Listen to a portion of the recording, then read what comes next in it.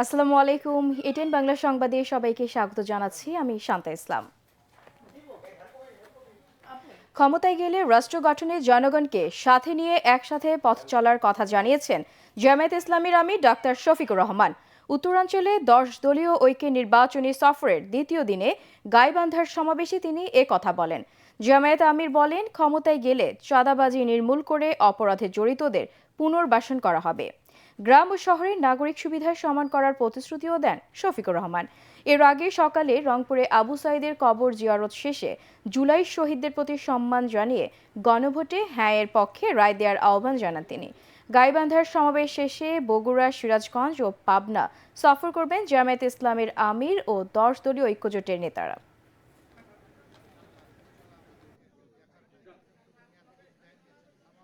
জুলাই শহীদদের প্রতি সম্মান দেখানোর জন্য গণভোটের প্রতি হ্যাঁ বলতে হবে।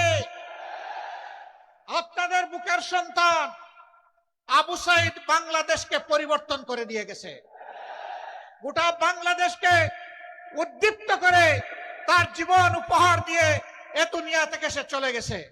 আবু সাইদ তার সঙ্গী শহীদদের কাছে ঋণী নই। এই ঋণ পরিশোধে আপনারা প্রস্তুত আছেন? দখলবাজ, মামলাবাজ, হত্যাকারী, খুনি, ধর্ষক এবং আয়নাগরের নায়ক নায়িকা বানায়, তা পরিবর্তন করে দেওয়ার জন্য আমরা হা ভোট দেব ইনশাআল্লাহ। সেই হা ভোটের জোয়ারে অতীতের বস্তা পচা সমস্ত ব্যবস্থা যেন ভেসে যায়। তারেক রহমানের বিরুদ্ধে আচরণবিধি লঙ্ঘনের মিথ্যা অভিযোগ করেছে এনসিপি। এটা তাদের নির্বাচনী প্রচারণার অংশ বলেও মন্তব্য করেছেন বিএনপির সিনিয়র যুগ্ম মহাসচিব রুহুল কবির রিজভী। আরাফাত রহমান কোকোর মৃত্যুবার্ষিকী উপলক্ষে রাজধানীর বনানী কবরস্থানে তার কবর জিয়ারত শেষে তিনি কথা বলেন। এ সময় তিনি অভিযোগ করেন, 1-11 ও আওয়ামী লীগের শাসনামলে মানসিক ও শারীরিক নির্যাতনের শিকার হয়ে কোকো মৃত্যুবরণ করেন। তারেক রহমানের নির্বাচনী প্রচারণায় গণজোয়ার দেখে শানিত হয়ে প্রতিপক্ষ বিভ্রান্তি ছড়ানোর অপচেষ্টা করছে বলে দাবি করেন রিজভী।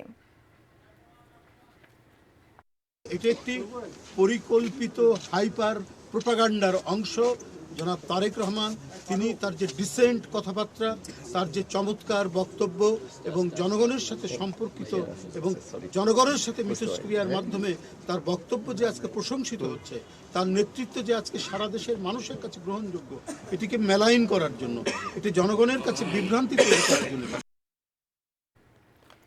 চট্টগ্রাম সহ 4 জেলায় আগামীকাল সমাবেশ করবেন বিএনপি চেয়ারম্যান তারেক রহমান। রোববার সকাল থেকে দিনব্যাপী চট্টগ্রাম, ফেনী, কুমিল্লা ও নারায়ণগঞ্জে একাধিক কর্মসূচিতে অংশ নেবেন তিনি। দলের চেয়ারম্যান আগমন উপলক্ষে জেলাগুলোতে ব্যাপক প্রস্তুতি নিয়েছে স্থানীয় বিএনপি। সমাবেশগুলোতে কয়েক লাখ মানুষ অংশ নেবে বলে আশা করছেন দলের নেতারা।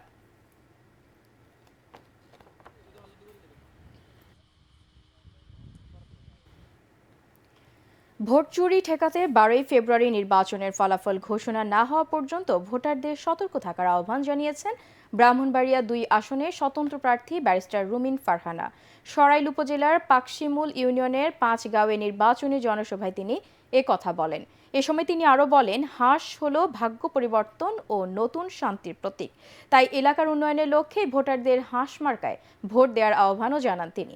এই সভার মাধ্যমেই তিনি তার নির্বাচনী প্রচারণা শুরু করেন।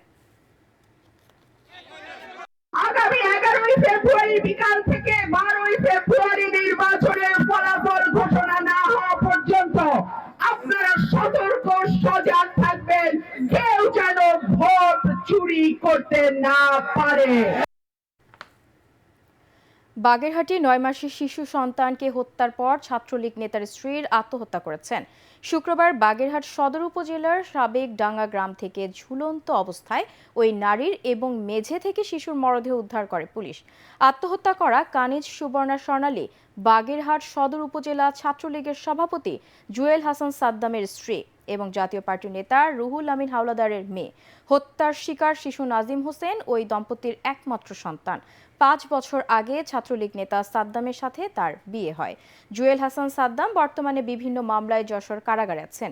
গত 5 আগস্ট ছাত্র জনতার অভ্যুত্থানের পর গোপালগঞ্জ থেকে গ্রেপ্তার হন জুয়েল হাসান সাদ্দাম। স্বজনরা জানান, স্বর্ণালী তার স্বামীকে খুব ভালোবাসতেন। স্বামীকে কারাগার থেকে মুক্ত করার জন্য দীর্ঘদিন ধরে বিভিন্নভাবেই চেষ্টা করছিলেন। আন্তর্জাতিক যুক্তরাষ্ট্রের মধ্যস্থতায় সংযুক্ত আরব আমিরাতে রাশিয়া ইউক্রেন যুদ্ধ বন্ধে প্রথমবারের মতো ত্রিপক্ষীয় বৈঠক শুরু হয়েছে। আবুধাবিতে আমেরিকা, রাশিয়া ও ইউক্রেনের প্রতিনিধিরা 2 দিন ব্যাপী বৈঠকের প্রথম দিনে যুদ্ধ বন্ধ ও শান্তি চুক্তির বিষয়ে আলোচনা হয়। বার্তা সংস্থা এএফপি জানায়, বৈঠক চলাকালীন রাশিয়া যুদ্ধ বন্ধের প্রধান শর্ত হিসেবে ইউক্রেনকে পূর্বাঞ্চলীয় দনবাস অঞ্চল থেকে সেনা প্রত্যাহার করতে হবে বলে পুনরায় দাবি জানায়। রাশিয়া বলছে, দনবাস অঞ্চল থেকে সৈন্য না সরালে কোনো স্থায়ী শান্তি চুক্তি হবে না এবং ইউক্রেনকে সেখান থেকে সরে যেতেই হবে। অপরদিকে ইউক্রেনের প্রেসিডেন্ট ভলোদিমির জেলেনস্কি বলেন, বৈঠক 2 দিন ধরে চলবে এবং দনবাস সম্পর্কে আলোচনা হবে, যদিও তিনি পূর্বেই এই ধরনের অঞ্চল ছেড়ে দেওয়ার শর্তে দ্বিমত প্রকাশ করেছেন।